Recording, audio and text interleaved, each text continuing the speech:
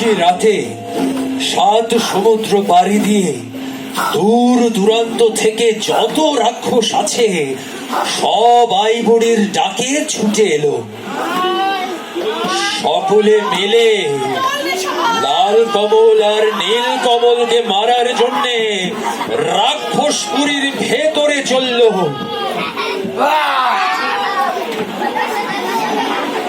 এদিকে জীবন কাঠি আর মরণ কাঠি হাতে বেরিয়ে আসে 2 ভাই। তাই দেখে রাক্ষসদের টনক নড়ল।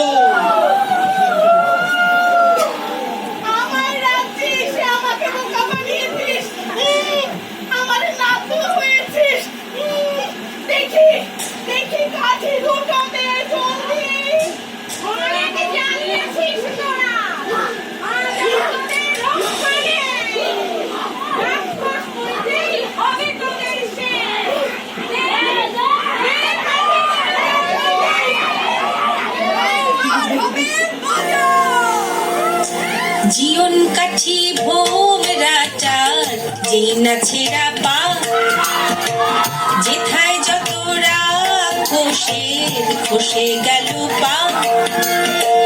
মরণ কাঠি ভোমরাটার যেই না ছেঁড়া ডানা, যেথায় যত রাক্ষসের চোখ যে হলো কানা। হাত পা ভাঙা চোখ কানা ওই মুন্ডগুলো নড়ে, হুড়মুড়িয়ে ছুটে আসে খাও মাও খাও বলে।